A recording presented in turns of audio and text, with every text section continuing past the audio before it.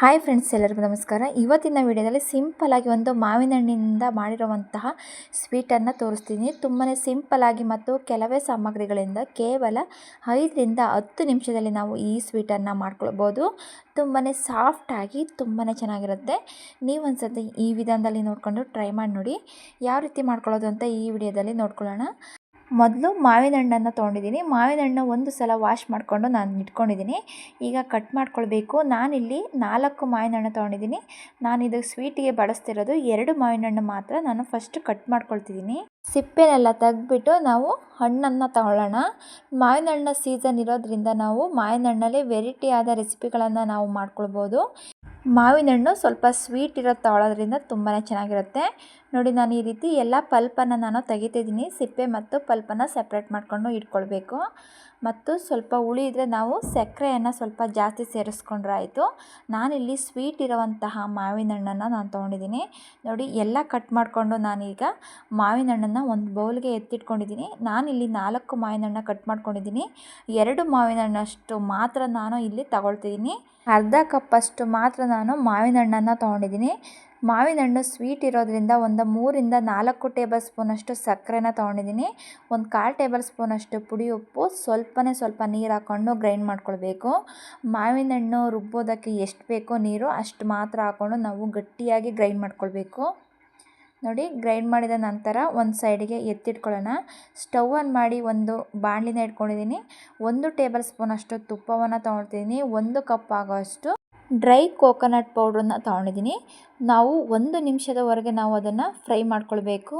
ಸ್ಟವ್ನ full ಕಮ್ಮಿ ಉರಿಯಲ್ಲಿ ನಾವು 1 ನಿಮಿಷದವರೆಗೂ ನಾನು ಅದನ್ನು ಫ್ರೈ ಮಾಡ್ಕೊಂಡಿದ್ದೀನಿ. ಬೇಗನೆ ಫ್ರೈ ಆಗಿಬಿಡುತ್ತೆ.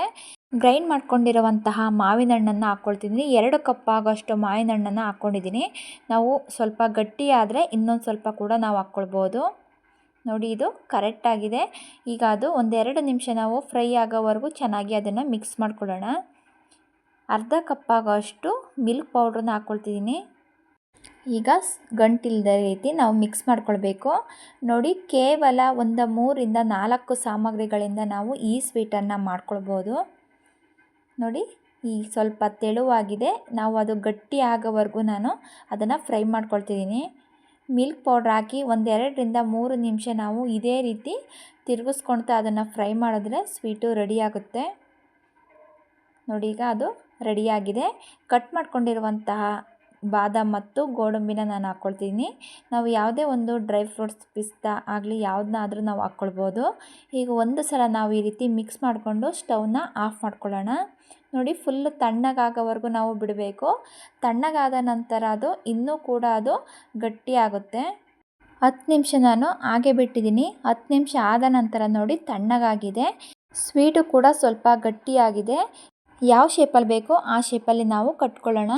ಬೇಕಿದ್ದರೆ ನಾವು ರೌಂಡ್ ಶೇಪಲ್ಲಿ ಬೇಕಾದರೂ ನಾವು ಕಟ್ಕೊಳ್ಬೋದು. ಇಲ್ಲ ಅಂದರೆ ಬೇಕಾದರೆ ಈ ರೀತಿ ಸಿಲಿಂಡ್ರು ಶೇಪಲ್ಲಾದರೂ ನಾವು ಕಟ್ಕೊಳ್ಳೋಣ. ಎಲ್ಲ ಸ್ವೀಟನ್ನು ಇದೇ ರೀತಿ ನಾವು ಮಾಡಿಕೊಂಡು ಕೋಕೋನಟ್ ಪೌಡ್ರಿಗೆ ಹಚ್ಕೊಂಡು ನಾವು ಇಟ್ಕೊಳ್ಬೋದು. ನೋಡಿ, ತುಂಬಾ ಸಿಂಪಲ್ಲಾಗಿ ಮತ್ತು ಸಾಫ್ಟಾಗಿ ಕೇವಲ 5 ನಿಮಿಷದಲ್ಲಿ ನಾವು ಈ ಸ್ವೀಟನ್ನು ನಾವು ಮಾಡ್ಕೊಳ್ಬೋದು. ಎಲ್ಲ ಸ್ವೀಟನ್ನು ಇದೇ ರೀತಿ ನಾವು ಮಾಡಿಕೊಂಡು ಕೋಕೋನಟ್ ಪೌಡ್ರಿಗೆ ನಾನು ಹಚ್ಕೊಳ್ತಿದ್ದೀನಿ. ಸ್ವೀಟ್ ಮಾತ್ರ ತುಂಬಾ ಸಾಫ್ಟಾಗಿ ತುಂಬಾ ಚೆನ್ನಾಗಿ ಬಂದಿದೆ. ಆ ಮಾವಿನ ಹಣ್ಣು ಫ್ಲೇವರ್ ಅಂತೂ ತುಂಬಾ ಚೆನ್ನಾಗಿದೆ. ನಾವು ಯಾವುದೇ ಒಂದು ಫ್ಲೇವರ್ಗೆ ಏಲಕ್ಕಿಕಾಯಿ ಯಾವುದೇ ಒಂದು ಹಾಕೋದು ಬೇಕಿಲ್ಲ. ಸ್ವೀಟ್ ಮೇಕೆ ಈ ರೀತಿ ನಾನು ಬಾದಾಮನ್ನ ಹಾಕ್ಕೊಳ್ತಿದ್ದೀನಿ. ಬಾದಾಮ್ ಅಥವಾ ಪಿಸ್ತಾ ಪೀಸಸ್ಗಳನ್ನ ನಾವು ಬೇಕಾದರೆ ಹಾಕ್ಕೊಳ್ಬೋದು. ನೋಡೋದಕ್ಕೆ ತುಂಬಾ ಚೆನ್ನಾಗಿರುತ್ತೆ. ನಾನು ಇದಕ್ಕೆ ಡ್ರೈ ಫ್ರೂಟ್ಸ್ನ ಮಿಕ್ಸ್ ಮಾಡ್ಕೊಳ್ಳೋದ್ರಿಂದ ಅದು ತಿನ್ನಬೇಕಾದ್ರೆ ಅದು ಬಾಯಿಗೆ ಸಿಗೋದ್ರಿಂದ ತುಂಬಾ ಚೆನ್ನಾಗಿರುತ್ತೆ. ನಾನು ಎಲ್ಲ ಸ್ವೀಟ್ಗಳನ್ನ ಮಾಡಿಕೊಂಡು ಇದೇ ರೀತಿ ಬಾದಾಮನ್ನ ನಾನು ಹಾಕ್ಕೊಳ್ತಿದ್ದೀನಿ. ತುಂಬಾ ಈಸಿಯಾದಂತಹ ಈ ಸ್ವೀಟನ್ನು ಕೇವಲ ಕೆಲವೇ ಸಾಮಗ್ರಿಗಳಿಂದ ನಾನು ಮಾಡಿ ತೋರಿಸಿದ್ದೀನಿ. ನೀವು ಒಂದು ಸಲ ಈ ಸ್ವೀಟನ್ನು ಮನೇಲಿ ಟ್ರೈ ಮಾಡಿ ನೋಡಿ. ಮಾವಿನ ಹಣ್ಣಿನ ಸೀಸನ್ ಇರೋದ್ರಿಂದ ಎಲ್ಲರೂ ಕೂಡ ಈ ಸ್ವೀಟನ್ನು ನಾವು ಟ್ರೈ ಮಾಡ್ಬೋದು.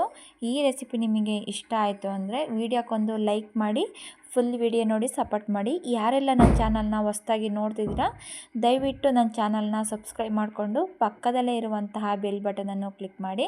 ನೋಡಿ, ಯಾವ ರೀತಿ ಬಂದಿದೆ ಸ್ವೀಟು ಅಂತ ತೋರಿಸ್ತಿದ್ದೀನಿ. ಈ ರೀತಿ ಪ್ರೆಸ್ ಮಾಡಿದ್ರೆ ಸಾಕು, ತುಂಬಾ ಸಾಫ್ಟಾಗಿ ತುಂಬಾ ಚೆನ್ನಾಗಿ ಬಂದಿದೆ. ನಾವು ಡ್ರೈ ಫ್ರೂಟ್ಸ್ ಹಾಕಿರುವಂತಹ ಡ್ರೈ ಫ್ರೂಟ್ಸ್ ಕೂಡ ತಿನ್ನಬೇಕಾದ್ರೆ ಬಾಯಿಗೆ ಸಿಗೋದ್ರಿಂದ ಆ ಮಾವಿನ ಹಣ್ಣು ಫ್ಲೇವರು ತುಂಬಾ ಚೆನ್ನಾಗಿರುತ್ತೆ. ವಿಡಿಯೋ ಇಷ್ಟ ಆಯಿತು ಅಂದರೆ ಫ್ಯಾಮಿಲಿ ಜೊತೆ ಫ್ರೆಂಡ್ಸ್ ಜೊತೆ ಶೇರ್ ಮಾಡಿ. ಸ್ವೀಟು ಟ್ರೈ ಮಾಡಿ ಹೇಗೆ ಬಂತು ಅಂತ ನನಗೆ ಕಮೆಂಟ್ ಬಾಕ್ಸಲ್ಲಿ ತಿಳಿಸಿ. ವಿಡಿಯೋ ನೋಡಿದ್ದಕ್ಕೆ ತುಂಬಾ ಧನ್ಯವಾದಗಳು. Thank you.